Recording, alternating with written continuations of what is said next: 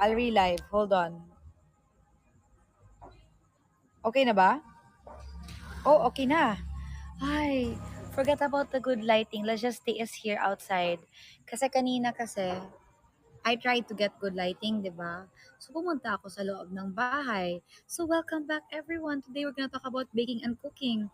At sinabi ko nga sa'yo, dahil hindi ako nakapag-ayos ng face ko, yung nangyari is, I put lipstick on my cheek, on my mouth. At sabi ng ibang tao, I look tired daw. No, I'm not tired. It's only because of the lighting that parang yung face ko, ang daming shadows. Pero, hindi naman po ako tired. Maybe we can put my hair at the back there. I'm not tired. Is that better? Can you see me clearly? Can you please share this live? Okay, let's put my hair in one area para it's not that tired looking. Let's see, what did the person say? Nawala po ako. Am I gone again? Oh, pero magaling lang ako kumain. Okay. Actually, here's what I can say. I realized that I actually cook pretty okay. Kasi sa family ko naman talaga, my dad is a good cook. My sister also cooks good Italian food, especially when it comes to pizza. Ako naman, I cook yung mga pagkain na binibake. Like yung mga pagkain na favorite ko, like roasted chicken. I know how to cook my roasted chicken. In fact, I know to make lechon manok on my own. Para yung mga nagbebenta ng mga lechon manok, watch out, just kidding. Pero yeah, I make lechon manok. And then I also know how to make lechon belly kasi lechon is my favorite. Because of course, I tried to learn lechon, di ba? And then, I also cook salmon, sushi bake. Sushi bake. Actually, kilala mo si Jack. Sino si Jack? Ang dami kasing Jack. Guys, dinner. Guys, dahil I'm trying to diet po, I'm kinda like intermittent diet muna ngayon. Ang hirap pala ng intermittent diet ba? There, post daw. Post daw. A day in my life. No, hindi kasi tumaba kasi ako. Do you bake cake or cookies? Yeah, I do. You guys don't know that I have I, for the 216 watching me right now, continue sharing my live. I will share to you po yung aking mga ginagawa. Mayroon po ako at Chicken and Pig sa Instagram na account. That's where I would parang post yung mga ginagawa ko ng mga pagkain yung kinukook natin. Gusto niyo makita? Mag-post ako sa Instagram now. Huwag kayo mawala. Ay baka kayo mawala eh. Later na lang. I'm going to post it in my story. Yung mga pagkain na ginawa ko noon. Favorite dessert, you know naman guys how much I love buko. I love lechon, I also love buko. Kaya yung favorite dessert ko is buko pandan. Actually, diet tayo. Oo nga, Lindsay, diet tayo. Tingnan mo, para mas malalim yung ating collarbone, diet tayo sabay-sabay. 'Di ba? And then, I am doing the diet right now. Yeah, I am. I'm doing intermittent diet right now. Hindi siya madali actually, especially na 3 days pa lang ako gumagawa ng intermittent diet. Ang hirap talaga. The thing is, I eat yung aking breakfast food at around 2 p.m. And that's like my meal for the rest of the day. And at night naman, I eat rin at night, onte lang. But then last night was my cheat day. Kaya I ate shrimp, calamares, burger, cheese roll na fried, and then tuna melt sandwich. Yes, I'm in a diet. But then last night, I was so hungry na on my second day. Kaya I ate a lot. Imagine what I ate. I ate burger, shrimp, calamares, tuna melt, and cheese roll na fried. It's a lot of food, di ba? Imagine, diet ka na nga, intermittent diet, 1 day lang. Pero, sobrang dami ko kinain. So, naas. Ha? Okay, everyone. Talking about cooking again, I'll give you some tips na lang when it comes to cooking. Yung garlic, pwede nyo yun i-oven. Tapos kapag i-oven nyo siya, hindi niya kailangan, hindi na siya mahirap balutan. Balutan? Ipil ba? Balutan ba? Tama ba yung balutan? Ipil? Basta hindi na siya mahirap balatan. Oh my gosh. Balutan. Sorry, sorry, sorry. Balatan pala. Oh my gosh, I'm so sorry. Basta itry nyo ilagay yung garlic sa oven. Tapos automatic matatanggal siya. Yung cover niya, yung skin niya, automatic magbabalat siya. So hindi mo na kailangan i-grind tapos one by one kunin siya, hindi na kailangan. And then when it comes to onion, I have a technique.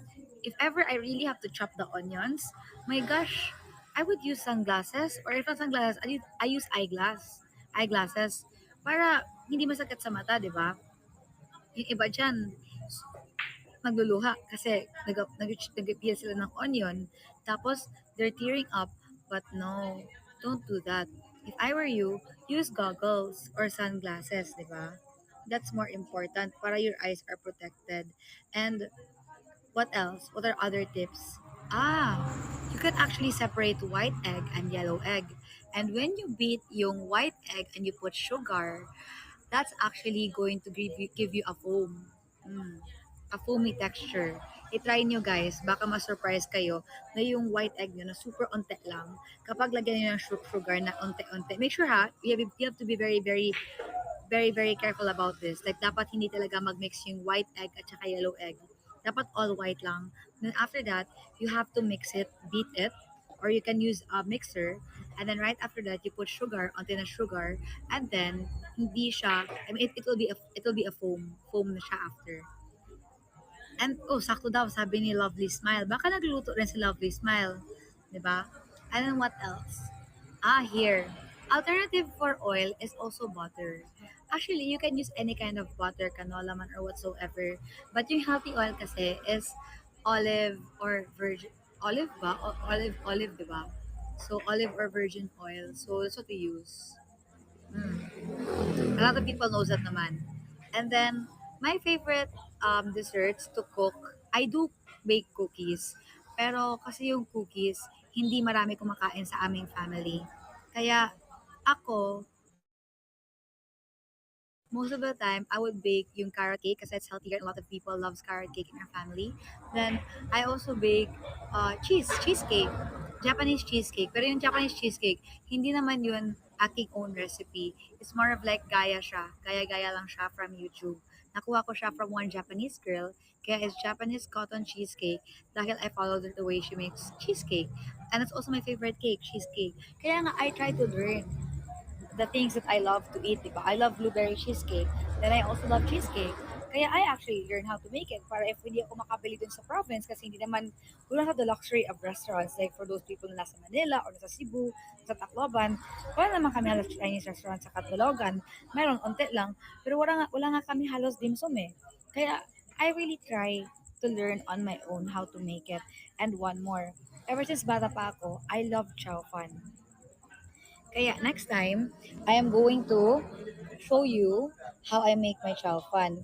Nag-aral po ako sa Enderon pero hindi po siya diploma course. It's more of like a short course lang na certificate course which they gave me certificates. Ate Isabel, pag chop ng ayun, gumamit kayo ng snorkel. No, we just use knives. Ay, snorkel? Oh, a snorkel? I don't know what a snorkel is actually. Yeah. And then now, going back to the desserts rin. Desserts, I also know how to make ubi cheesecake, like for my grandma's birthday and my grandpa's birthday. Kasi, it's more special if you make it for them. Tapos you're more sure na, since nag-COVID, di ba? We don't really buy food, especially when the COVID was up. Was super taas, red alert yung COVID natin, third alert. So sa aming area, yung mga tao, they stop making cakes, tapos we don't really buy food from outside just for safety and security, like just to make sure that we don't get COVID din. Kaya what happened was, when it was everyone's birthday, I would make chocolate cake for them. I also know how to make ubi cheesecake, ubi cake, Japanese Tokyo cheesecake. I know how to make yung mga garlic parmesan bread, yung parang yung umuso last year na may parang hati siya sa center. And then I also know, and then there's my cheese inside. And then I also know how to make cream puffs because I studied it in Enderon. Also panna cotta. Pineapple panna cotta. Oh, Louis Boy and JV Sword, thank you so much for all the halo. Halo. Ems Chapa, thank you so much for the halo halo. Everyone's giving me halo halo. Na, di naman na sa akin yung lahat. But then, I try to learn those things para lang I'm a strong, independent woman. Just kidding. Para I can be a strong, independent woman. Per joke lang yun. Diba? And then what else? I also I also know how to, what else? Ano pa yung cake na alam ko? I'm thinking ha. Basta definitely chocolate cake. I know how to make chocolate cake. What cakes do you guys want me to cook? What's the normal? Red velvet?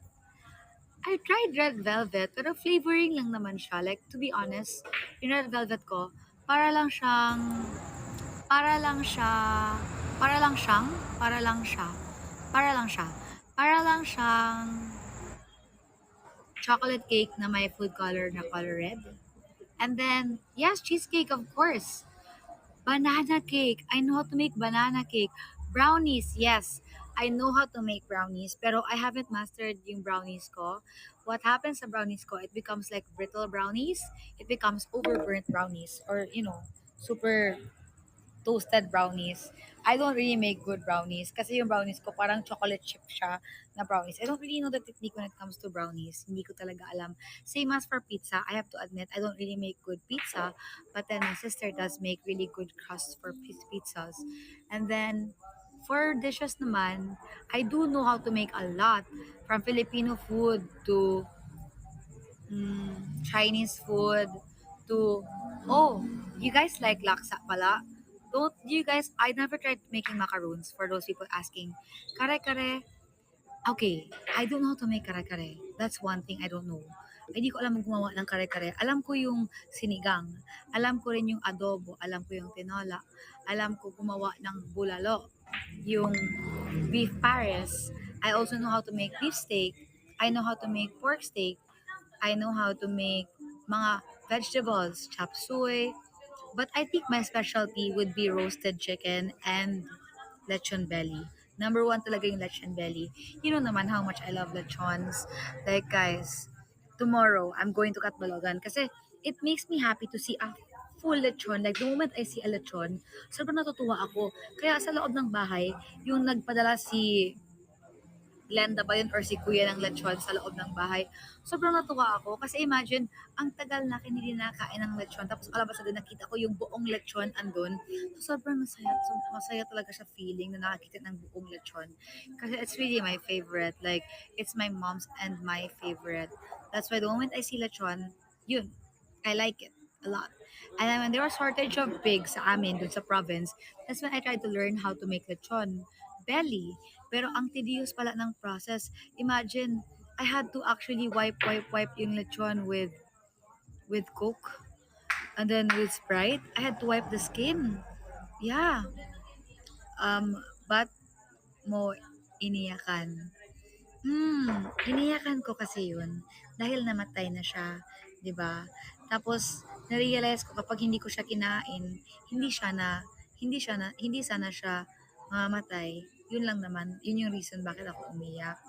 Pero I don't regret it naman kasi sobrang nabusog po ako at saka sobrang happy po ako na kumain ako ng lechon sa loob ng bahay.